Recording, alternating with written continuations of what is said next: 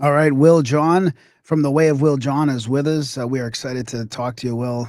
It's going to be interesting to get a perspective from somebody that's gone through very very focused studies in athletics to entering kind of our realm or being in our realm of podcasting with all this strange stuff. So thanks for joining us. No, listen, thank you guys. It's a huge pleasure for me. I mean, like you said, I've lived most of my life as a pro footballer, pro soccer player, and just getting the chance to talk about this stuff is always a pleasure. So Are you still playing or?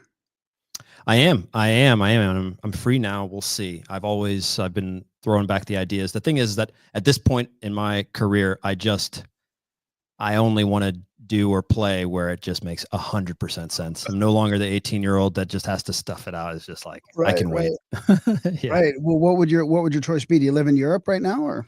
Yeah, so I'm in Zagreb, Croatia right now. I mean, Oh, here is okay. fine. This is a place that I've been in, and I've actually played here before. I mean, there's a few. I was in Sweden for the COVID times, and that was going to be an option. There's a few. I'm really not really particular. It's just about having fun at this point. Yeah, I mean, how did you become interested in all this stuff? I mean, you must have had to focus on I mean, any kind of elite like athleticism like that, you got to focus fully on that. But then you've also learned like a whole whack of languages. You're a polyglot. Then you're interested in all this stuff. Like, how did you find the time, or have you always been interested in like Let our me break topics? Let me break them in. Yes. So first off, yes, I've always been interested in this. I mean, I'm the kind of guy that I was having out of body experiences before I knew what they were at like in my teens, and I just didn't know what that was like, right? Pre proper internet, you don't know what to do. But let me break a myth. As a professional soccer player, I have to Yeah. say, you are very, very busy in preseason. Now, once preseason is done, that's like 2 months, you know. Once that's done, training is actually only like an hour and a half. You cannot train all day like Right. football. Yeah. Like my cousin played in the NFL, and he's like, "Yeah, man, we get there at 9, we leave at 5. We got to study game tape. We got to do it." No, this is not the life of a soccer player. All right, we go to training at 10. We better be out of there by 12, or there's going to be a riot. Okay, because that's how it is. And a lot of people don't know that. That's during the season. You plan 3 games a week, maybe 2 games a week. You can't not, you know, you can't hold up. And so all that brought me into having the time to. I should go back. Actually, this will be it's worth the fact. I left college Yeah. early, so I'm a college dropout. And the reason I'm a college dropout is because I felt that I couldn't get what I needed education wise and football wise, so soccer wise. And what I mean by that is they tell you what to study, when to study, how much, whether or not it's interesting to you or not. And I don't fit with that, and that's how the podcast came out. That's why I'm interested in all of these topics, and I didn't get to finish it, but I started watching you guys with Randall Carlson, and I've got a good friend, Matt LaCroix, who's very good friends with them. And like all this stuff, you just don't get to delve into it, let alone be able to ask your professor or anyone, the esteemed establishment on anything that's outside of the common norm. And so, yeah, this is just because I'm just fantastically curious. And that's how you're going to end up over here on this side, right? If you have questions about reality. Yeah. Exactly. I think Matt's down with the Shocks, right? Down in South Asia right now, Southeast Asia. They're traveling all over. Yeah, I'm actually on the back end, kind of helping out with that project, waiting for them to get to the very end. But yeah, he's doing some crazy stuff. We just did a podcast together. They've discovered some stuff in Lake Van, Turkey, underwater. They're the first people to go and make those dives and making some crazy discoveries. And yeah, really interesting stuff. Can you get into that at all, or? Yeah, I mean, I'm not the right guy to do it, considering he's the proper expert, and we just did Yeah. a couple hour. But there's the formation of Lake Van, Turkey. Are you guys familiar with Lake Van, Turkey? Obviously, you're familiar with Göbekli Tepe. Yeah. We're familiar with the tepes, but not Lake Vaughn. Okay, yeah. Well, most people are not, and I mean, I don't want to destroy Matt's work, and I don't know how much I should or can say, but suffice it to say that there's some underwater structures in Lake Van. All right, and the dating and period that this would have had to have happened because of, as you guys know, different rising and falling sea levels doesn't match up. And it's like, oh, what a big surprise! Yet another ancient mystery and more ancient structures that don't fit the established timeline. Who would have thought that would happen? But obviously, it did. And that's what kind of the documentary is going around the world. He's piecing together, Matt at this point kind of feels, and there are other places other than Lake Vaughan. So I want to make that clear. They're piecing together a whole host of things that just happens to be a centerpiece. Matt has even floated the idea of potentially finding the place where the very first cross ever was put out, which is around in that region. The altar in place escapes me right now, but it's an unbelievable place. They have these gateways too, which are just unbelievable. Have you ever seen a door that leads to nowhere? It's like in the side of a mountain, but it looks like it should lead to somewhere. It looks like a portal, right? And Matt's not saying it is a portal, but when you get into these weird things, you wonder what was the idea behind this? What were the rituals? What was, what's going on here? So it's a fantastic, I'd encourage everybody to check it out because it's going to be an absolute banger documentary / series or whatever they truly create, in the end. Yeah, that's awesome. So what are some of the things lately that you're interested in? Like this, we're kind of all over the place with some of this stuff, but is there anything that is really piquing your interest lately that you would that you're going to put more energy into coming up? Yes. Lake Vaughan's under 100 feet deep too, right? So it probably didn't exist before the last cataclysm. That's the thing. There's a big debate on whether or not the dry ice, the younger dry ice period, whether or not that happened before, after, the things that were happening around that region, what caused the rising sea levels and things like this. So it's a fascinating story that he's breaking. But to me, like it would have happened at the same time as the Mediterranean filled up. Looking at the map, yeah. So is that roughly the 12,000? Well, we don't know for sure, but it sure seems like that would be the nearest marker we have, the nearest like point where it could have happened. I guess like we have all these different myths from all over the world that say it happened, but we don't really have a real good timeline. We seem to have this thing that did happen in the Younger Dryas that seems to have involved a lot of water or melting ice. We're lucky enough to chum around with Randall quite a bit and run his tours and stuff like that. And, after doing a ton of hours in the field with Randall, I still disagree with him on where the water came from. That's something that him and I. Tell me more really quickly. I'll come back to what I was going to say, but I'm curious. He thinks it's a comet, and I don't rule that out that comets happened. There seems to be some impact craters. There's Lake Nipigon. There's some stuff up in Greenland.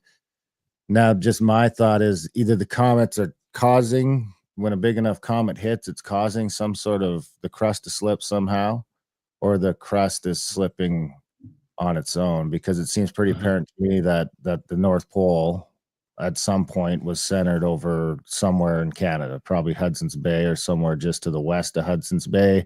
And the opposite of that, if that was the case, so if this ice sheet was built over Canada where I live, well, it was at the pole, which I think is the only possible way an ice sheet can be formed, then that would have put the polar opposite of that would have been West Antarctica, which is right now quickly retreating. The ice sheet, I think, there is down to 5 meters.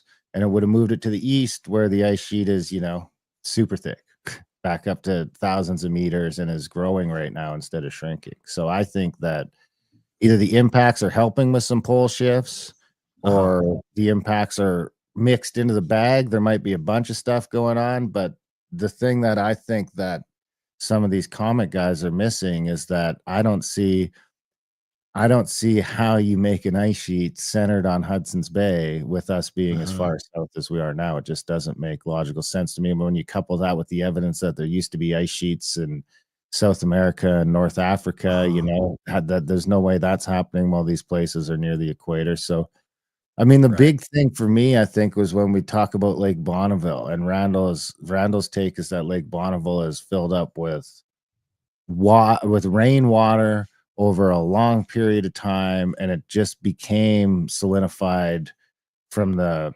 ground around it and from evaporating. But I just don't see To me, it makes more sense that that was a sea at one time, that is ocean water or seawater that came in and got trapped somehow in that giant I see. valley and slowly evaporated, and that's why it's 10 times as salty as the sea right now. I think, you know, we Mm, have we have in Alberta is we have a lot of little ponds that move around because we're in the Badlands. So you'll get and you will get some white at the ends, but what you won't get is that water to become super solidified at any, you know, it doesn't turn into I salt got you. water.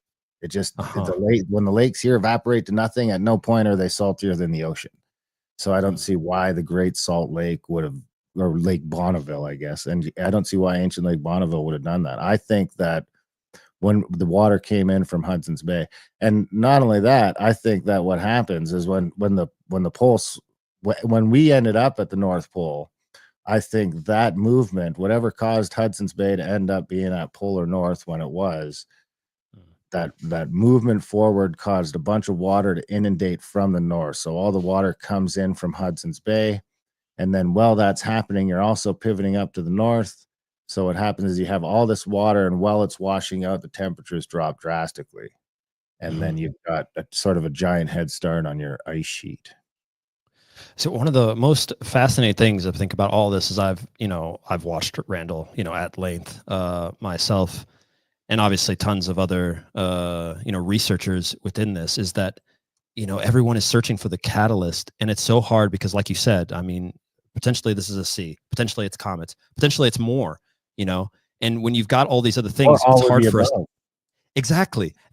And that's the problem that I hate, I mean, because almost everyone's theory in and of itself can make sense, and also can make sense with the addition of a comet and an earthquake and a couple other cataclysms that bring forth this time, and so yeah, I just I lose myself down the rabbit hole. I'm glad I'm not a researcher trying to delve into that, but it's fun to watch.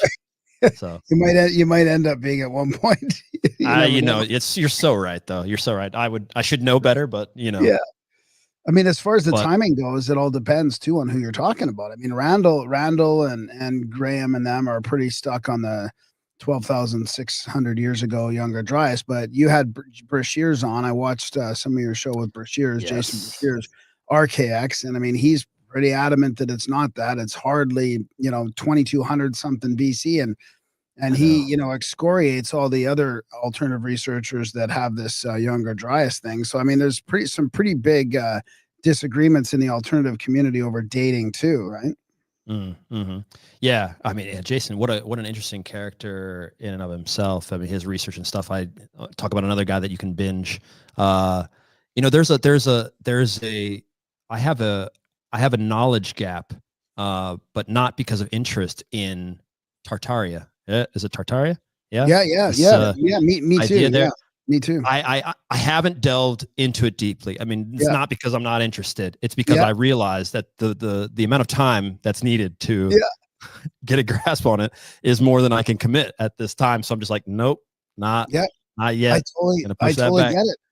Yeah, Right. there's some things that are so big that and in order to come out with any kind of understanding, you have to delve into it so deep that yeah, I agree that, and I kind of just let those things go too sometimes unless I really Yeah. want to go into it. Yeah, there's a bunch of Yeah. topics that we just haven't really gone too deep into because of that. I mean, flat Yeah. Earth was like that for a while, and then we had one episode where it was just a disaster. Oh no. Flat Earth, but yeah, that's but Tartaria is really interesting because I'm reading these books from the 1800s and they keep talking about Tartaria. I mean, and then you're Oh, like, it was definitely a place. something. It was there, something we don't really want to talk about nowadays. So that in itself is so intriguing, you know? Yeah. Well, one thing, the Yeah. main thing that intrigues me about Tartaria is it's kind of easy to dismiss right away. But if you just sort of, can I not do this? Can I not share this here? Let's try this. If you start looking at some of these pictures of Mussolini during World War II, Mhm. and you just start looking at these, and you're like, where in our history? Oh, this isn't going to show any of it. I shouldn't have clicked on that. Did they Yeah. tell us that Rome even, like, how did Rome get buried under 60, 80 feet of dirt? Right. Like, where in our current history does this happen, right? Because it's like Rome starts in the BC, 1000 BC or whatever it is, and comes up into the AD and eventually turns into an empire. And then you're into, by now we're into 200 AD. So at what point in the last 1800 years do we have an explanation for Rome to be buried under 80 feet of rubble that Mussolini had to Right. excavate it? So that's one of the ones that gets weird to me. It's like, shit, how did that happen? And why is there we just sort of brush over it. It's like, oh yeah, they had to excavate Rome. And it's like, well, from what? Were they like burying it while they were living there, or what happened? Yeah. Yeah. Yeah. I love that because that goes right with the Tartarus story. I mean, I have a good friend named Sid who is the one who I only found out about that about 5 years ago. And he was the one. I mean, he's a proper conspiracy guy, and it's so funny also just to watch. I would consider myself too a conspiracy guy, but the thing is that how many of these have bled to seeds of truth now? Like, we are all sitting here having a legit conversation, which we already should have had, but we couldn't have done this in the 90s. We couldn't have done this without being completely fringe. So much of stuff that we wanted to just delve into, just the questions. Like, that was what was so potent about, I would want to call this a psyop. I haven't done too much research into the CIA's use or the CIA's ability to push the word conspiracy theory and to kind of demonize it, right? Into how we think about it. Because at its core, people are just going, well, isn't there something up? Like the question you pose, what happened within those 1800 years that we have to excavate Rome? What happened? No, Darren, stop that. Stop that with your conspiracy nonsense. We told you what happened. This is what happened. And now go back to your Netflix, please. And so like that stuff just encapsulates my world. And you asked me what I've been into right now. And I'll tell you what, I don't know if this is a subject you guys have even touched on because it's everywhere now, but just saying Epstein, and not just Epstein, not the salacious stuff that's going on with him. I'm more interested in how things are functioning behind the scenes. I'm only interested in the glimpse. Not to say that I'm not obviously, for the victims and getting them justice towards that just doesn't even need to be said. It's obvious that it's ridiculous. But for what it states about everything from science to politics to what we're doing to how nations are run and things like that, that's where I have been for the last, let's say, 2 weeks. Because that story for me broke like 2012 or something. Just I knew about it just randomly. There's a website called stumbleupon.com. I don't know if you ever heard of it, but it used to be back in the day. You could just fill out things that you were interested in. It's the perfect thing. It's like TikTok for 2011 or 12 for your dopamine hit. You press I'm into ancient mysteries and politics, and you click all these buttons, and then you would click on it. And it would just do a random website, in that field. And I just stumbled upon one day this thing called the Lolita Express and this Epstein character. And I was like, what is this? But I didn't really think much of it. I went down the rabbit hole for about a day and left it. And then, like 10 years later, here comes this guy, into the scene. And for everything that it is, I'm fascinated because it's giving the world a glimpse in a serious way, it appears, to how things are properly potentially running and being influenced. So that's a really good point, especially with Weinstein, Eric, Yeah, it's Eric. coming out with his, with talking about how technology, gravitic technology, the science aspect. So what are some of the things over the last couple of weeks that you found that you weren't expecting from this whole thing? Oh man, well, that's a good place to start. I mean, we've had on Brett, Eric's brother, on, not to talk about anything like this, but the thing that stuck out for me is like Eric, in this interview he did on the Diary of the CEO, he said, I wanted to understand why is this guy here? He doesn't appear to know anything about science. He's not particularly intelligent. What's going on? He said he called him a construct. And that's where I wanted to center in. Like, this guy's a construct. He's a billionaire or a hundred millionaire. We don't know where he got his money. He doesn't seem intelligent enough to have got it himself. They call him a whiz kid, but the people who meet him, the smart scientists, go, he's stupid, right? And I just got done. There's a guy. There's a journalist that we've contacted. His first name is Leland. I think he got the black book on Epstein. There's a redacted version that's out there that you can find. And he called every single number in the black book. And incredible. He was writing for Mother Jones, I think is the name of the publication. Tremendous. If you want to get a grapple hold on the people that are the characters within that story, you can do that. I read this, and he called one guy. He was 89 years old. He's 89 years old. He picks up the phone, and he just starts talking.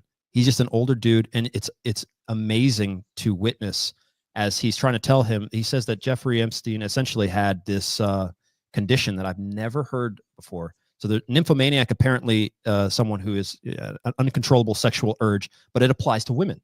Apparently there's a term that applies to men.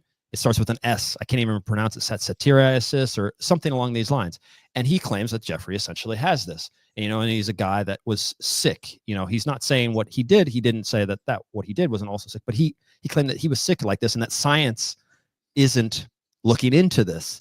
How come there's not scientists? He seemed to be annoyed that we weren't studying what was wrong with him, rather than just saying, oh, look what he did and who he was with.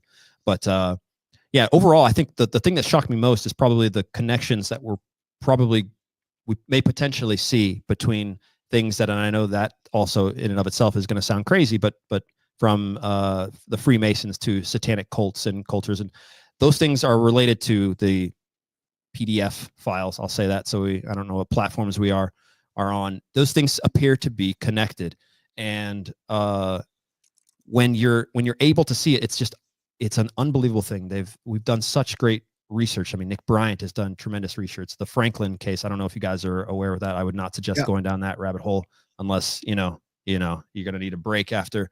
But there's several of these things, and it's clearly connected to our elites and so yeah, I'm just utterly fat. This thing, whatever it is transnational. They don't care.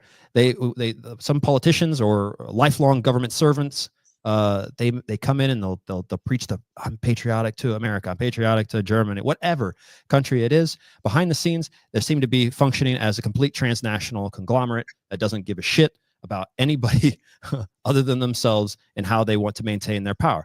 That is how is that working? So yeah, it's just connected to a whole bunch of things and a whole bunch of people we've had on our podcast, and trying to get a grapple hold on that has been interesting. Have you can I throw a little esoteric part of that at you? If you've stumbled upon this in your research, Epstein's, because I feel like this has some indirect connections to what Weinstein was saying about it. So what Eric was saying about the science, the Black Project science, like energy and propulsion, all that stuff is, but it gets more occult. So Ghislaine's sister is married, her husband's dad was Frank Molina, who hung around with Hubbard and Jack Parsons during the Suicide Squad, right? The Suicide Club or the Suicide Squad, the Rocketry Club, basically from the 40s. And JP, Jack Parsons and Hubbard were doing those Crowley occult rituals, trying to summon Babylon in the desert.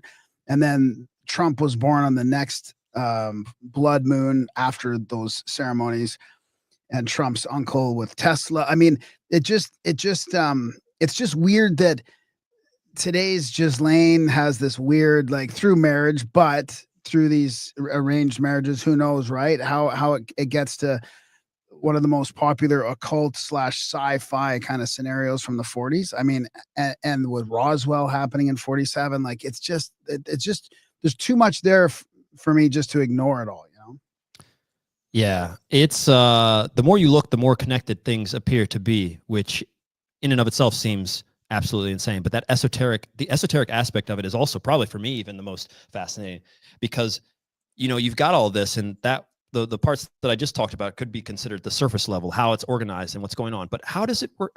Who's in control of if we have these insane crafts of some kind, whether we've made them ourselves, re-engineered them, whatever, it really doesn't matter to me. I'm just curious on, like, who and how do we employ these? Under whose directive gets to say, yeah, take the UFO out for a little spin? Is that a general? Is that a lifelong general? Is it Dick Cheney? Is it who and how is that happening? And when you talk about Crowley and everybody, he has inserted himself, and it's he's a fascinating character. in and of itself. And he's a polarizing character, but it's hard to know where he truly stood, because people have taken his work and then attributed stuff to him after the fact. And I'm not saying he was a completely neutral character. He's pretty wild, but all the stuff that they get in the ritual magic and all those things, we have evidence for that. You go to the Bohemian Grove footage that people have snuck in. Several people have snuck in.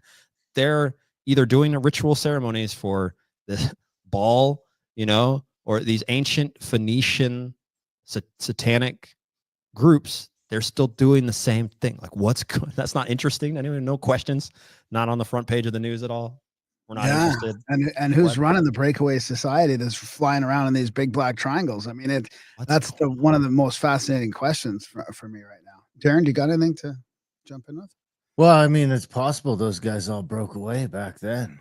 I mean, Epstein could just be this fucking crossover between two worlds, like there's something weird going on. There seems to be, and you'd have a hard time convincing me that all this shit stopped in the 40s and the 50s and the 60s and, space travel and all that. They just stopped it. I mean, for all we know, Trump's just the only one we know about because that's when we have records of it. They might have been doing weird rituals for all the past presidents. I mean, if you read Dave McGowan's book, there's definitely a weird history of every single leader since Teddy Roosevelt disappearing to Europe for 2 or 3 months before, and it's always when they're younger. It's always when they're teens, they get sent off to Germany or to here to there before they were able to come back and take a shot at running America.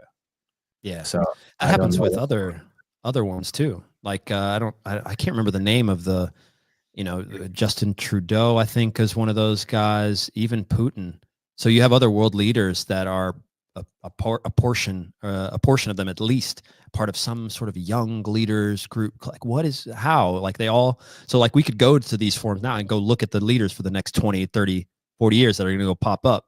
They tend to come from these little groups that are all connected to all sorts of World Economic Forum, the Council for. As a matter of fact, we just interviewed somebody who was the president of the Council on Foreign Relations for the last 20 years or so. Now he's president emeritus. He holds this title. And the very first question I asked him, but he's never coming back to my podcast also. But I asked him too many real questions. Too many real questions doesn't endear you to some of those guys. But the first question I asked him, maybe I should have started off slow, was like, what is going on with the deep state? I just basically asked him, right? Because obviously the rumor and understanding is that these councils and things like that, they are connected, helping advise. They're adjacent to what's going on in the government. And his response was a bit ridiculous. We haven't released it yet, but his response was like, it's one of these things that I just hate. I hate talking about deep state because it's keeping good people out of the government.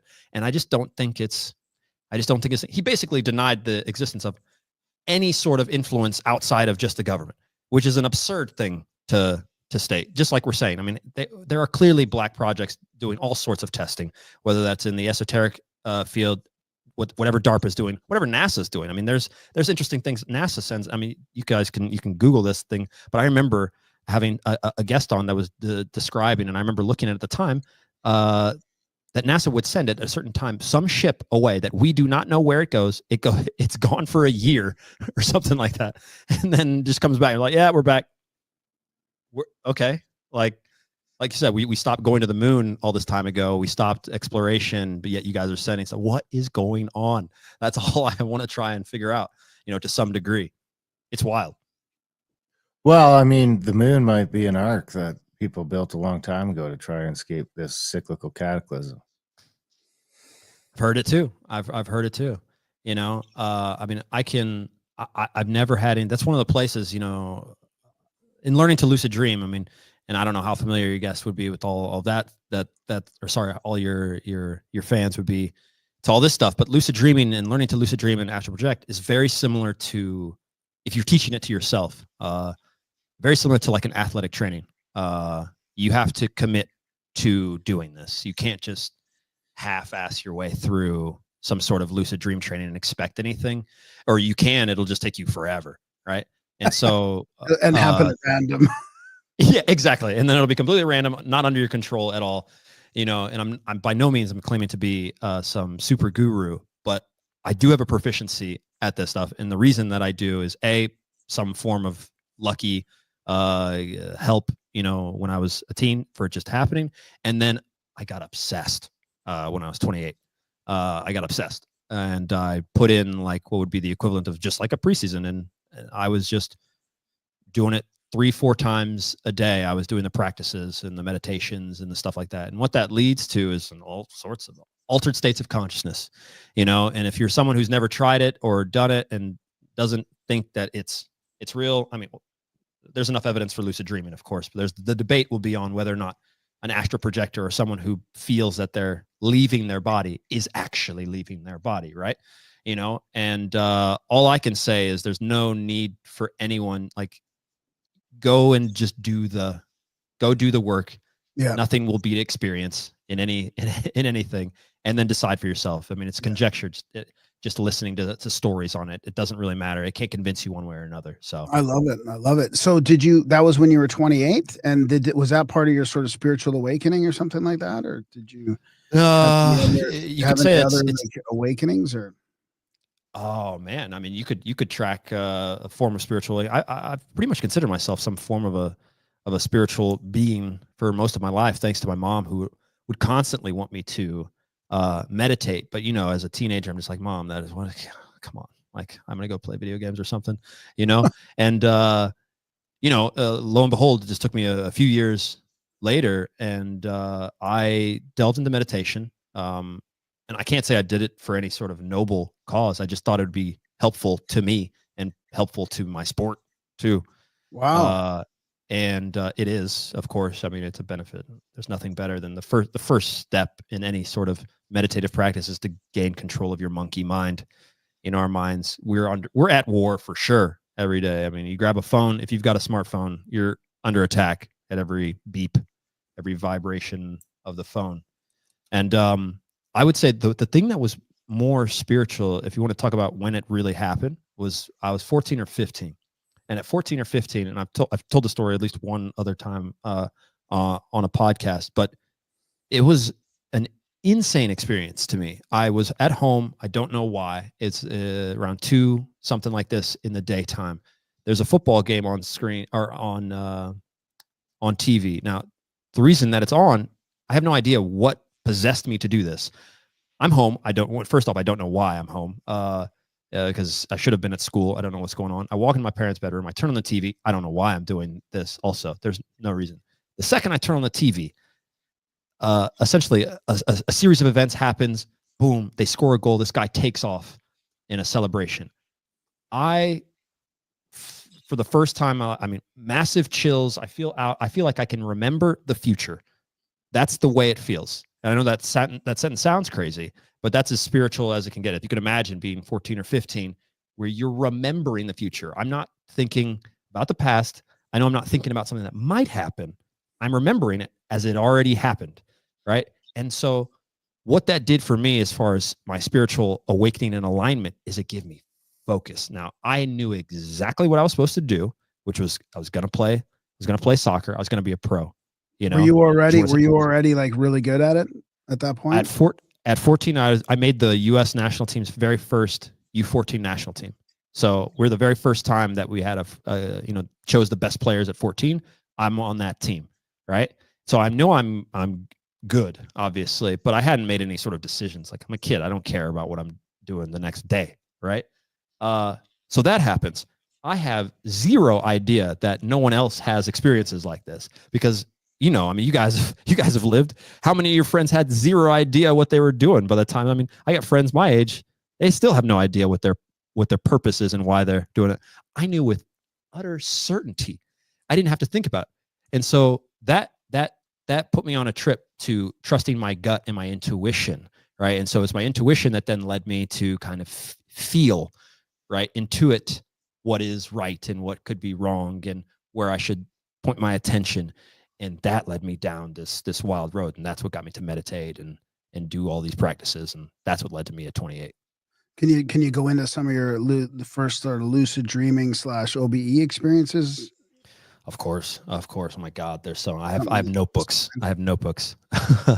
But you know, I'll start with this. Because the training is very interesting. Because if someone's listening to this and you don't know what lucid dreaming is, I guess we should somewhat define it. But it's essentially we can thank a guy named Stephen LaBerge, who Graham's been trying to lucid dream for like the history of the show unsuccessful. So this is hilarious. We had Robert Wagner on. He was of course. Yeah, because I had LaBerge's book. LaBerge's book is probably in the back there, but yeah. But I didn't do what you did. I mean, I did not follow your advice. I played around with it, had a couple little experiences randomly, but I just couldn't follow through with the commitment. So. Yeah, that's all. I mean, I think people would be fascinated. I mean, this is nothing. There's nothing special about any single individual on the planet that can do these things. We can all do them with ease, you know. And you know, so I read a whole host. I'm a huge reader myself, obviously, and you know, I started off understanding. I also read Robert Monroe's books because out-of-body experiences were happening to me at the time, and if you Google that, you're going to end up at Robert Monroe and the Monroe Institute at some point, and the Gateway tapes, of which I've done, you know, as well during that time specifically. But I was doing what they're generally called as, you know, reality checks. And I didn't define lucid dreaming, becoming aware within a dream, right? That's essentially the definition of lucid dreaming. But you have to check your reality. You don't know what tells you right now that we're not dreaming. You know, well, you need to check in some way, shape, or form. Weird things happen.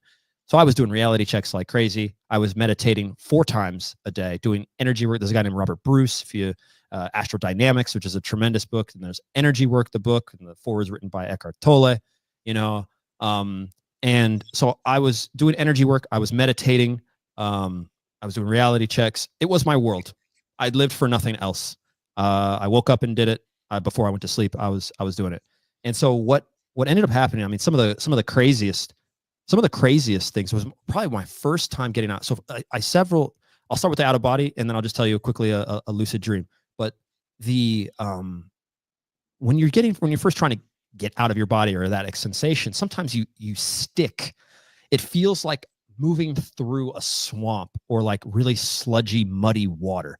You know, like imagine this thing that's imprinted on you.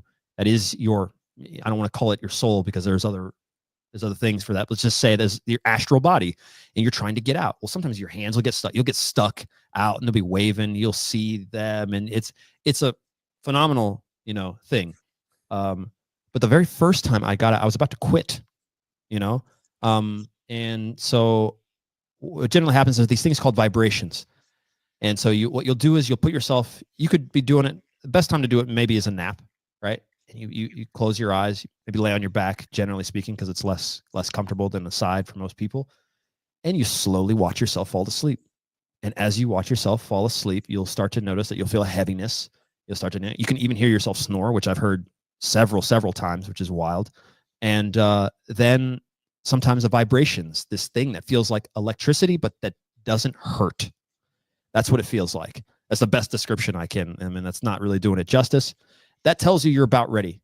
You're ready to try to make this move, like get up out of your body or try and put your consciousness, not here localized, put it somewhere else.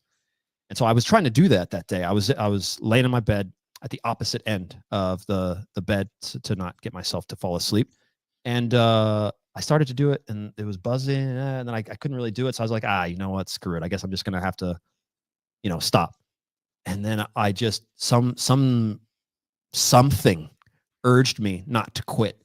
And I did. And I stand up and I'm up now. Right. And it's just a wild situation because I'm just like, okay, I know that I'm asleep and I know that this is not a dream. There was no loss of consciousness, right? There's no falling asleep and then waking up in a place.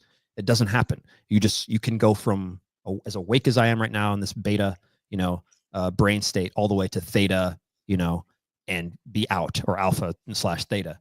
And so when I got out, I don't think I said this in the very first time that I'm not sure if I've told this specific story, but there was a suitcase there at the edge of my bed, right? Which is not there, right? Everything in my room appeared exactly the same, exactly as it was. The sun was still out.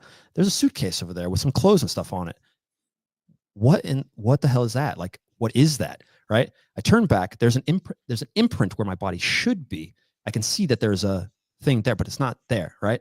So anyway, boom. Fast forward to I get sucked back in my body. I get there. I get up. I'm immediately, of course, straight to the notebook. If you've ever done this practice, a notebook is critical because just like a dream, things can start to fade away. So a few weeks go by. I think maybe 10 days, something like this. I can go look. Well, I didn't know I was going on a trip. Okay. And somehow without me, because Guy, this is a hotel for the club, by the way. So it's like at our club, we have homes in the city, but we have a hotel for just the players there. And so like, single guy there. My place is generally not really all that clean. But what ended up happening is that before this trip, I go to get my suitcase all of a sudden, and over the course of these 10 days, right, the suitcase I'd put was there. The same clothes were on top of the thing. Everything exactly as I saw it back then. All right, within that experience, right? And I only realized this is what I saw when it was time for me to go and put the suitcase together. So that was wild. And I've had tons of precognitive, experiences also within vivid dreams and lucid dreams. I predicted virtually I've done this several times, but like one of the most recent ones was predicting the Super Bowl final. And then I wanted proof that I would do it. So I put it on one of our Instagram pages just as a comment, right? Just so that it would be there before the game happened. And the dream that I'd had was Tom Brady. I'm from Kansas City. So I'm a Chiefs fan, right? And considering we're so dominant, I'm very happy with my life. But I saw Tom Brady. This is the one we lost to the Bucks. And I saw Tom Brady celebrating with his helmet off, very vivid. I could see the score. The score was just there like it would be on ESPN or any of those things. It's right at the bottom there. I can't remember now, obviously, whatever, 32-27, whatever it is. And I immediately knew. I said, oh, shit, we're going to lose. This is like a week. I knew because before it, I was kind of excited. Like, this is going to be cool. We can win the Super Bowl. But I knew. And then I put it up there. And my friends, of course, I have one friend who loves to bet on sports. He was like, why didn't you tell me? You know how much money you could have made if you know the exact score of a game. But yeah, I don't know. I mean, listen, I have so many experiences like that, but it truly can. You can do a lot with it if you treat it like a proper practice. How is your connection to sports and football and stuff like that? Has it waned at all while you've been doing this sort of stuff? I ask because, like, Graham comes from hockey. Graham, if he would have been a little taller, he probably would have made it to the pros.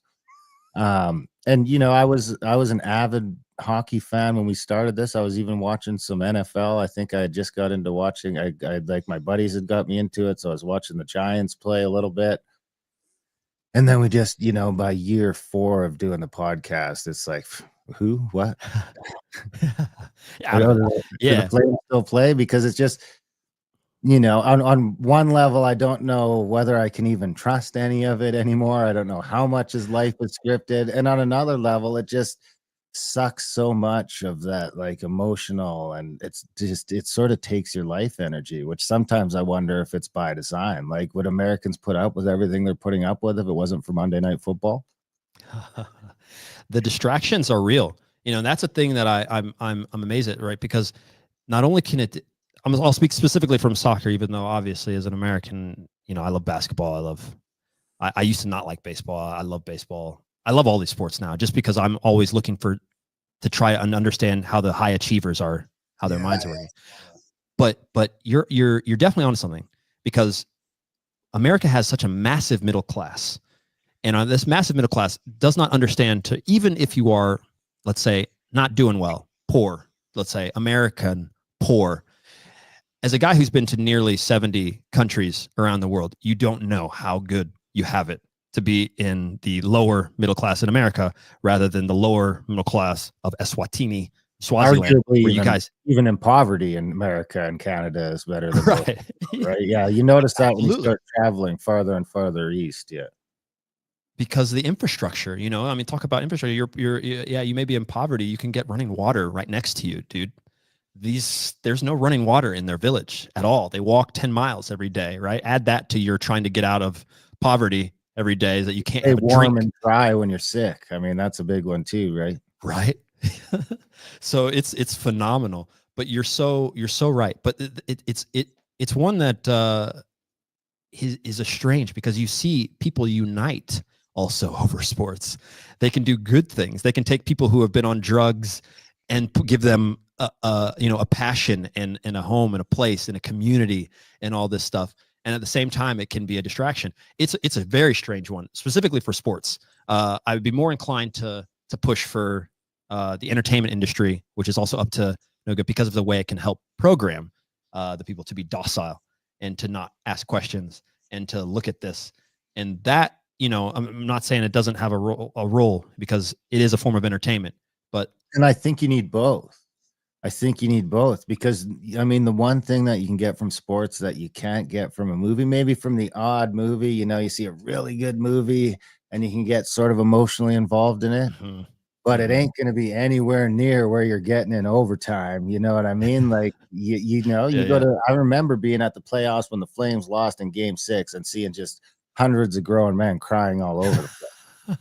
And I guarantee you they're not crying when they go watch, a sad movie. That's so true. That's so true. That is so true. Yeah, it gives specifically men, obviously too. Not that women don't have this, but just the ability to throw your identity into something like that and lose yourself. I mean, I've seen it. I've played games also all over the world. I mean, the seriousness, which is another thing. Growing up in the U.S., we take our sports seriously. We like our football teams. We like our, let's say North America. Maybe not just North America. Canada. I only played a game in Toronto. I actually didn't play that game, but the very first game we're Western Canadians, so like so everything. Toronto doesn't count. It's too far east over there. Yeah. It was a really fun thing. It was the very first MLS game in Canada. It was Sporting Kansas City versus them, and we won 1-0. They were very hostile towards us, and I was warming up the entire game. We had a small guy. His name was Lance Watson. Poor Lance, because I don't even know how to say this in the right way, but that was Lord of the Rings time, more or less, was around then. Lance, they kind of, and you guys can look this up. Frodo, not my words. Called him Frodo. They didn't call him Frodo. They didn't call him Frodo. One of the other characters. A chant started coming out. Mind you, we're warming. It's a sold out game. It's sold out, right? Okay, so there's tons. And when you get up to warm up, we got to warm up in front of their people. So we're just getting stuff thrown at us and just abused completely. And Gollum or they did it indirectly. They were quite creative. And so you just see us warming up. There's like 3 or 4 of us that were just waiting to go in the game. And then you hear, "Where's the ring? Where's the ring? Where's the ring?" And then it started small. And then you got this whole wing of people like screaming, "Where's the ring? Where's the..." So Golem, yeah. They were calling him Golem and stuff like this. It was brutal. But then we scored 1-0. Eddie Johnson scored. This guy scored. We celebrated right in front of their fans. And we just, we enjoyed cursing right back at them. They threw all sorts of crap at us. It was wild, but that's another high scoring soccer game. Yeah, exactly. So it was worth it though. But I think what you're going to get at was that how serious it is overseas, right? Like, I mean, yeah, they take, you think America is serious, but then you go over to England and Europe and with rugby and football, and it's just another level, right? So you know what my point to that would be is when I compare England to America, I feel like England and Europe are like 40 or 50 or at least a generation ahead of us in the clampdown on civil rights and free expression and freedom. So I think that gives them even more reason to fall in love with these teams. I mean, I think we'll get that way here as they take more and more of our freedom away. It gets to the point where that's all you got left. Yeah. I mean, they've tied their identities and they are historic. So you have that going in Europe and as well, which, some of these teams are 125 or so years old, and it's generations. And my dad's dad was but like you have never seen some of the fights and the bar fights and the things that happen in America. so often I know we do hear of a death here and there, but like if you go start Googling football related deaths and things, I mean, it is absurd. People die all the time. There's constantly people in serious life danger. And a lot of times it doesn't have anything to do with what's going on at the stadium. I mean, some of you guys are probably not familiar with the ultras, right? Do you know what ultras are? All right. So we don't have this. It's not common in, it's not common in any, we don't have it in America. We have forms of it, but they're like just dads just kind of hanging out and drinking beer, and they call themselves the ultras. The ultras in soccer, football, you know, in that sense, is tied to organized crime in the mafia, and they would set up times. So if you're, you know, can you just imagine? I can give you what it would look like in the U.S. It would be like there's the New York Red Bulls, and they're playing their rivals, a West Coast rival playing Los Angeles Galaxy, and the ultras travel from LA to New York. They would meet before the game to do stuff, and they would meet after the game for the just to fight or maybe knife each other, right? A little bit, and to do that. And that's common. That's set up. That's just a thing, just to put your life on the line for that. Obviously it can spill out, and a lot of times it does spill out into other stuff, and people get hurt and people die, obviously, even at the stadiums as well. But it's another level of commitment that we just can't quite get down with after the game. So the Chiefs win, go stab somebody. That's not how we do it, you know. That's a great example.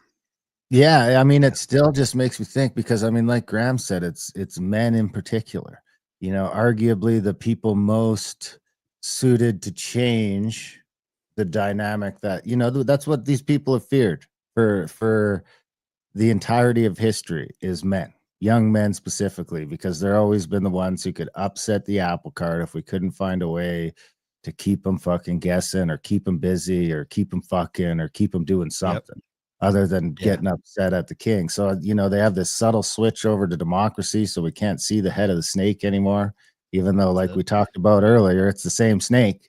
We just can't find its head anymore. When it was a king, we knew where the head was, and when shit got bad enough historically, we went and cut its head off and started the whole game over again. And then you couple that with just this sort of outsourcing of emotion, which I think is really the most important piece, because you can even you can get through a lot of propaganda with enough passion. Yeah, I think we've shown that historically, but you know, you sort of bring in these different things, whether it's sports or this or that or the other thing, to sort of hijack that emotion. I think that emotion plays a bigger role in sort of all the stuff we're talking about than like even the meditating and stuff like that. I would argue that is as much about controlling that emotional state, because it's pretty easy to control your logical mind most of the time. You can stay, unless you're in total panic, you can, especially as a man, you can mostly stay logical. But no, those emotions are a fucking wild card. Are you familiar at all with, and this is not too much common knowledge, I think there was the very first podcast that I did with a guest. I had on a guy, I want to say Ed Helms, but I could be making that name up. But his book, I believe, is called Mind Over Matter. This guy was, or is it Mind Over Matter? Yeah. Anyway, it should be Googleable. He's a journalist who was researching gambling. He was generally researching gambling, and I won't spoil the one. There's a kind of like a secret thing within the book, but I can tell it like this: the CIA and no, Mind Over. It's Mind Over. I swear it was Mind Over Matter, but it's a Mind Over. I will find it. I'll find it here when I finish this anecdote, because it's worth noting. I had him on to talk about you know, just Lloyd this. No. Lloyd, I don't think it's Lloyd. It's very British, simple. There's so many Mind Over Matter books. It's pretty overwhelming. I know. I don't know if that's, and I don't even know if that's the right name. I'll find it, I promise. And I had him on just to talk about all the stuff we're talking about, the esoteric nature of things. But what he did, he was on, he followed gambling. Like he was doing research on sports betting, right? And like what it was. And then he just turned for a second and decided, you know what? Like there's so much money in sports. Like, well, I wonder if like clubs, teams just sports teams are like utilizing some of this money to do some really, really behind the scenes stuff. He's like, that sounds like an interesting thing to write. Boom. Okay, great. I'm going to research this for a couple of years and go and write this book. He does. And he goes, and one of the weirdest things that he found two of the things that stick out for me still for this. Number one is the CIA and the intelligence agency's interest in NFL players and the use of NFL players as like well, I mean, what are these guys? If these guys were not another perfect breeding ground for your soldiers, I mean, what else is a prime 25-year-old NFL running back? Like, where else would you put him if you could put him anywhere else? Well, let's just go weaponize him and go put him out. It's a great breeding ground and place to test out things that might be good for your soldiers, right? And once again, like we were talking about at the very beginning of this, the interplay and the connections between, say, the NFL and the intelligence agencies. It's kind of like how we all know that, like, oh, is Google and Meta, are they separate than the CIA? Are they really? So, like, we know something's up, right? And so there's a similar interplay there with also even like he mentions a coach specifically who is very into this esoteric stuff that you would never guess. I'll tell you guys after because I don't want to spoil the book, just to anybody, but you would never guess. If you start, once you know this about him, go look into the way that he's talking, you then immediately realize, okay, this guy's taking everything from an esoteric nature, and also because he has some sort of connection to what they're studying in the CIA, how they've learned to utilize whatever these sorts of, whether it's placebo, mind over matter, how different things are affecting players, Wow. And he does this and he trains his players in this. And the players, I'm sure, have zero idea, right? They've won the Super Bowl within the last like 10 years too. Like they have no idea. I guarantee you. But I found that incredibly interesting. The other thing that was interesting is that he said that there are some footballers and athletes that are changing their bone structure, that are inserting titanium and stuff into their bones, right, to make them more durable. Because if you have better and stronger bone density, you become stronger. You can run for a longer period of time and you won't get tired. And I was trying to get him to tell me who it was, but he goes, I think he said also that they were going to Russia to get this done. I mean, don't quote me on that. It's there in the book. You can find it. But I know that Russia was involved in some case. But he goes, high level, like soccer player. He's like, high level, I didn't say Cristiano Ronaldo. I'm not saying that, Nike, I want to be friends with you. I'm not saying it's him. But he said somebody like that, right? Yeah. Change their bone structure. Just done and put titanium in them. It's crazy. That is crazy.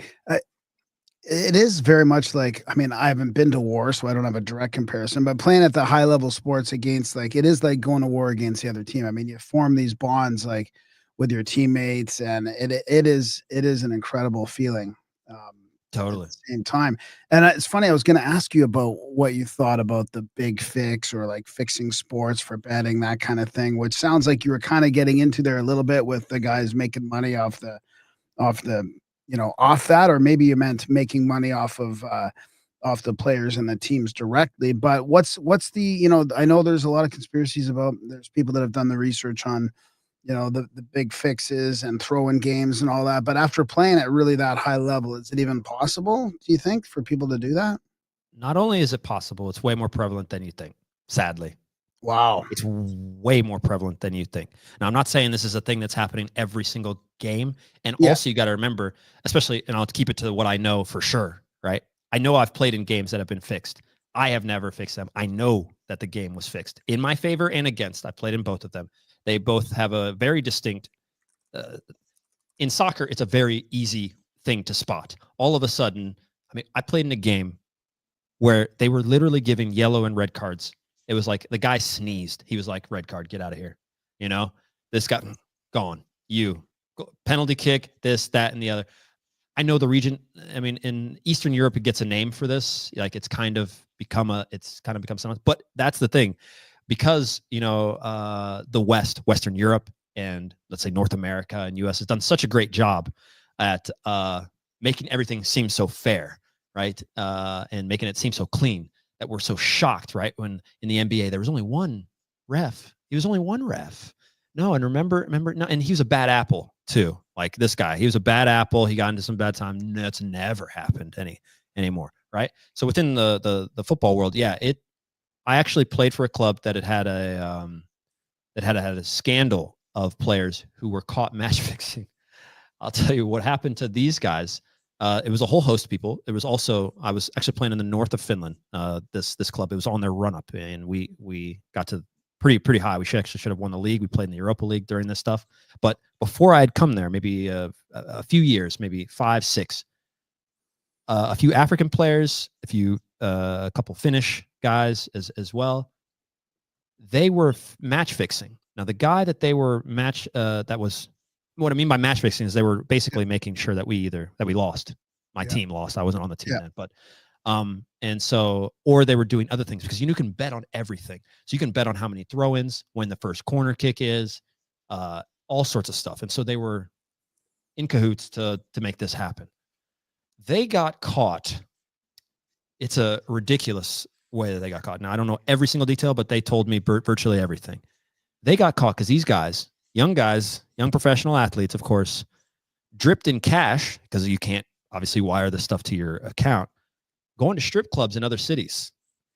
And they were a bit too free with you stick out, guys. You guys clearly stick out. They started spending, making it rain. That's the downfall of most dumb criminals, right? Is that they go rob the bank and then they go buy a Lamborghini the next day. It's like, okay, like how does that work? And so what ended up happening is that they caught them. They started looking into them, of course. Before the trial happens, oops, they're all gone. They all somehow, we're not going to block them from going back to their respective countries. Why is that? Well, it's because those were not the only guys match fixing. Just like the Epstein trial, if we release all the files, all of a sudden there's going to be way more people complicit than just these 4 guys. It turns out that everybody kind of maybe knew what was going on, right? So they just let that fly. Oh, they're gone. We can't prosecute them. We're not going to push for this. And and that was it. So wow, it's there, man. Crazy. Yeah, that's crazy. Darren, you got any questions? No, that's kind of, my grandma told me that when I was like 11 years old. That's right. Watching hockey, and she's like, this is all fake, right? This is all scripted, and it's all just. And I was like, Grandma, you fucking crazy. Here I am 30 years later. Yeah, man. I mean, I don't think, same as you, I don't think it's all scripted, but I think they are they're making it more dramatic in certain ways, and they're, letting certain teams win for certain reasons. And I mean, we follow another show, No Agenda, where they'll make predictions on who's going to end up or who's going to win the Super Bowl just based on politics and geopolitics. And we'll do the same thing for soccer in the World Cup. And I mean, they seem to do all right. They'll be like, oh, they got to throw at these guys because this just happened there. And if they don't get something, they're going to freak the fuck out. But if they win the World Cup, they're good for a decade.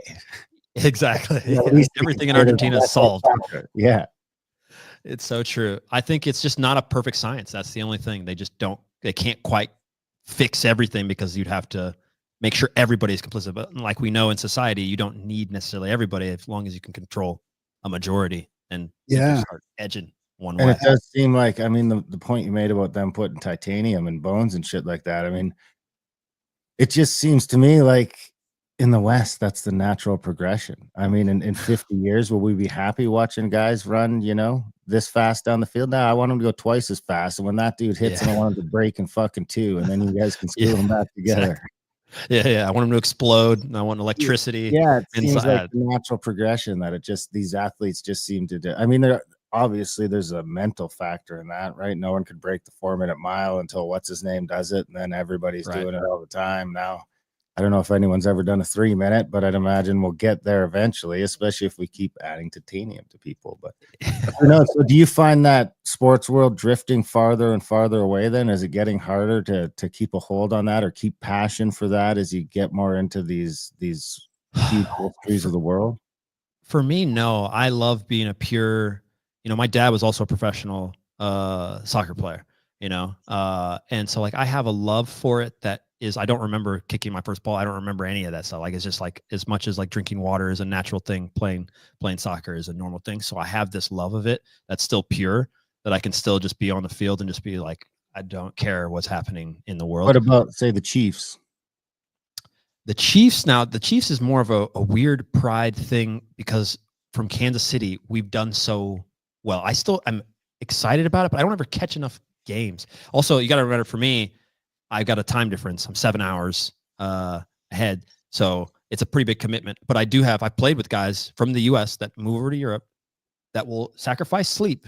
Doesn't matter if they have a game the next day, to be up at 2 to watch their team. You know, I got a friend from Washington. He watched, thank God it was only 6 hours or 5 hours, and he'd stay up and watch. He doesn't care. He doesn't care. It's about a pride thing. It gets attached to where you come from. When you place your identity there, then it doesn't matter. Then you're just kind of happy. Like if the chess champion comes from KC, oh great, yeah, yes, you know, and then this and this. As long as that's what they do, if they can tie your identity to that, which is good in a way, and horrible when you just think, okay, well, I'm from Kansas City, so St. Louis sucks.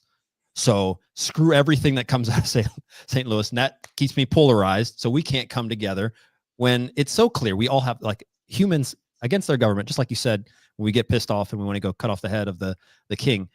They have all of their power is just completely. We've just opted in to this. They have zero power if we're a solid group. It's nothing. We cannot comply. We can do it. If everybody agrees to do this, it's done. I mean, yeah, our banking system is done. Also, we all go to the bank and demand our cash or what. It just falls apart, right? And so I still have that passion. And to answer your question, you asked me though, where is it going? I asked one of the Manchester United. You're familiar with that football club, soccer club. I asked one of the guys he takes care of their nutrition, like everything for them. Like, you know, he now works for Red Bull. He's like one of those guys, and you'll see why this kind of makes sense. I asked him, where are we going? Like, because I was asking him, what do you guys do? So you guys are an elite level club, you know, and he can only divulge so much. He's being such a politician and trying not to divulge any secrets or anything like this. But I keep pressing and pressing and pressing. And I asked him about the future, and he said, yeah, you're going to have a chip. He said, I think it'll just be a chip. I think we'll put chips in players, and then we'll be able to read there. Because right now I have this heart. We wear heart monitors when we train and we play, or we wear these vests, and they can read this, and they're looking at our stuff with an iPad on the bench. Like, oh man, his electrolytes a little down. Oh, he's, you know, his heart rate is.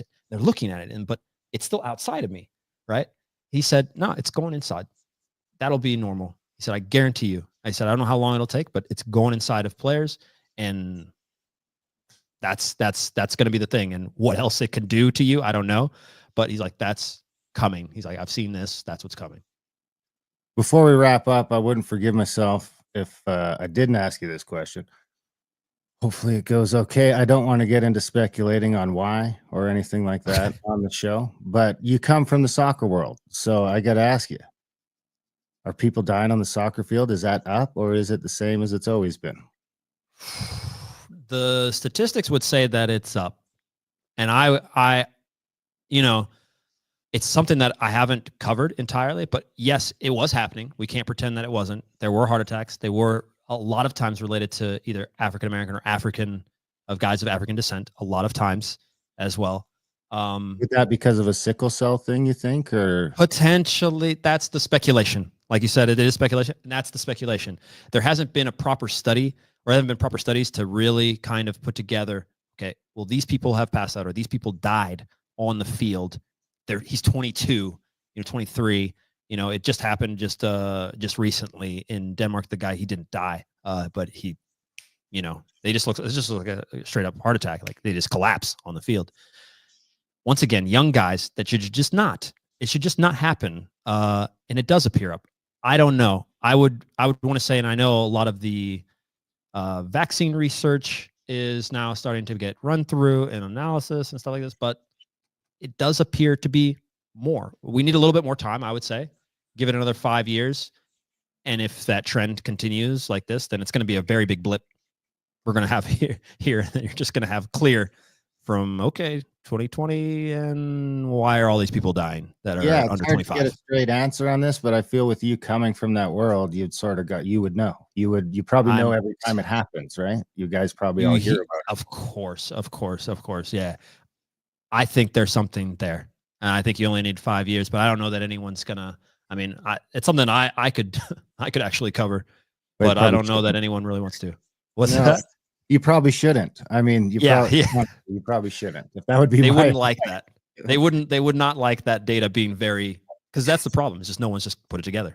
You're Like, probably already the crazy conspiracy football guy to all your 100% and all that. They're like, oh, let's ask Will about this. Let's ask Will. Yeah.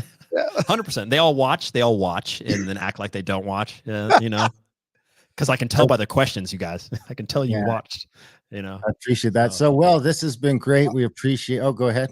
Can I do one more question for 2 minutes? Of Just course. because people might expect it from you, especially being a polyglot. Like, do you have any advice for people that want to learn different languages? I've heard you say some pretty interesting Yeah. advice. So we don't have to keep it Yeah. long. But I mean, you have learned a whole bunch of languages. You put the effort in. Like, yeah. I have. That's the key part there. No shortcuts. Yeah, big surprise.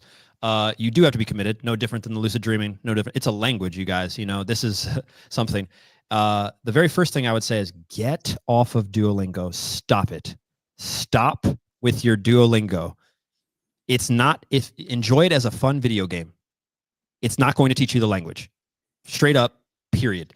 All right. The reason for that is a much longer thing, but to make it as simple as possible and just get it out there, you need to spend time getting exposure to your target language when what's called comprehensible input at a minimum. This is something that the West Americans, people from the UK, just don't seem to understand the amount of energy and the language you need to squeeze in. Comprehensible input means that you need to get, like, for instance, if I said la penna, right? I don't need to. Un stilo. Yeah, un stilo, right? Exactly. We don't need to then, I don't need to spell out the letter for you and the word for you. You understood. You know, if I started doing these actions like dammi la penna, you know, you understand. You understood me. You don't speak Italian, right? But you understand me. The amount of that's needed is very similar to what you get as a kid. And there's all sorts of research, and I won't go into that at all because we don't learn exactly as kids. It's a controversial thing, but I think we learn better if you can get your brain to just be chill. The problem is that once you get a mother tongue, you try and force that mother tongue onto every other language that you learn. You start trying to use the grammar, use the syntax, use all of the programming you have, and you can't do that. You have to let go. You have to be a complete blank sponge, and that's the only thing a kid has on you. Once you realize this and treat everything as a blank sponge, that I don't know the grammar, I can't try and fix it with my language. That's why Duolingo doesn't work. You're sitting there translating from English into the other language, and there are ways to do that, but not at the beginning. The beginning needs to be like this: la penna. Okay, this is, you know, è una penna. So do you like do that always by immersing yourself there? Or are you using YouTube videos or anything like that, or is it you just got to go there and figure it out? Absolutely not. I've spent less than a month in Italy. All right, so for what I can do, and you can go find videos of native Italian speakers like losing their minds at the level of Italian that I speak. He's a very famous YouTuber. There's a few of them, but and so no. As a matter of fact, the name of my method is called artificial immersion because I had to learn these things, even though I'd learned 2 in the country, Croatian and Danish. The rest I have not. I did not. I've never been to Russia. All right, I've never lived in France. Right? Like I said, I've only spent under a month in Italy. You have to utilize, now we have the internet, dude. And back in the day, I was at college. I was going to the computer lab with these headphones that maybe look like a psycho to watch on the satellite TV, RAI, which is the news channel over there. And it was too high a level. And so the number one thing you can do is immediately find good, low level, comprehensible input Like that you kid can show watch. almost, right? Like other language If you kid can show, handle is that a little too? If you can handle it, if you can stomach like Peppa Pig or some of these things, if you're that type of person, then you are you are golden. The problem is that, once again, Duolingo is set up to hit your dopamine. It's just a dopamine fix. You do that, you get the heart, you move on to the next level. You do that, you get to the next level. The review and the repetition that needs to happen, you're not getting, right? And that's the crappy thing. Like I said, if you can watch Peppa Pig, it's a 3 to 4 minute, cartoon, and you can watch it 3 times in a row and then go do a little bit more stuff. And then the next day, watch it 3 to 4 times again, and do that for 3 to 4 days. As long as you understand 80% or more of the cartoon, you don't really have to do anything. Your comprehension will skyrocket. But that's if you do it 3 to 4 days in a row, watching it 3 to 4 times. And then after it's done, you try and repeat with only the words you can. No English, just the words that you know. You're going to sound like a caveman. e una penna questa, da, da, da. You'll sound stupid at the beginning. But after those 3-4 days, it's going to be unbelievable. The next best thing I can tell everybody is to just leave grammar alone at the beginning. That's it. You're going to get grammar. You're going to learn it. Just don't do it at the beginning, for God's sake, because you'll wreck yourself like I did when I started with German. It's a horrible thing to do. Does it change the way you think about things, knowing all these different languages? Well, my dreams, for one, and also what I can consume. Like, I can go way deeper into a culture's understanding than what you can, because there's absolutely no way that, one of my favorite series is Clone from Denmark. You've never heard of it. You don't know that it's a show that discusses Danish culture. You can learn Danish. Well, you have to speak Danish. There's no other way for you to get into that. So what I consume, what I can read, changes my outlook. A lot of times when something pops off in a country, if I speak the language, I'll go search in that language rather than just get it force fed from CNN, Fox, MSN. Like, why? Let me go get another perspective rather than hear this. And so, yeah, I can go listen to independent, journalists and researchers in their language. So it's changed me tremendously. Yeah. And I'm not even done. I've got more to learn. So awesome. Really? What's next? Well, it looks like either Yoruba, which is Nigerian. It's a language from Nigeria, West Africa, essentially in the Caribbean. Some Chinese, Arabic. Those are the next three, and possibly even, depending on some travel and stuff that's going on, Hindi. I would say that's the next 5 years or so of my life. Good for you, man. Holy. Yeah. Awesome. Be the new Rosetta Stone. Yeah. I know, right? Yeah. I got to download your brain afterwards. Is there anything totally we didn't mention that's important before we wrap up? No, man. No, this is always awesome. That's it. I mean, yeah, come check out The Way of Will John. We're going to do live shows and stuff more like this. We're going to be covering all sorts of stuff that we talked about in current events. So check that out. If you're interested in languages, Golaremi languages, just what I'm reading right here. And yeah, that's it. That's what I got going on. Awesome, buddy. Thanks for coming on. Yeah, we'll put all that in the show notes. Thanks for coming on, and we'll have to do this again sometime. Of course. Yeah. I would love to. Always a pleasure. Right on. Have a good day, Will. All right, guys.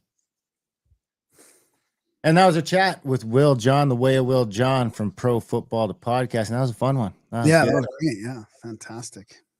That was fun. I hope you guys enjoyed it. Big thanks to you guys for listening. Big thanks to Will for coming to the show. Even bigger thanks if you're one of the few who choose to support our work. We are value for value, so we just rely on your donations to keep the show going. If you don't donate, the show stops going. So head over to grimerica.ca/support today. Sign up for a monthly or make a one-time donation. That'd be pretty awesome. You can check out grimericaoutlawed.ca, where we do tackle more controversial subjects. alist.ca, where we do Canadian content. Contact@thecabin.com for trips and events. And what am I missing? Adult Brain. Adultbrain.ca for audiobooks, and grimericacbd.com for gummies and tinctures. Other than that, we love you guys. Thanks for listening, and we will see you next week.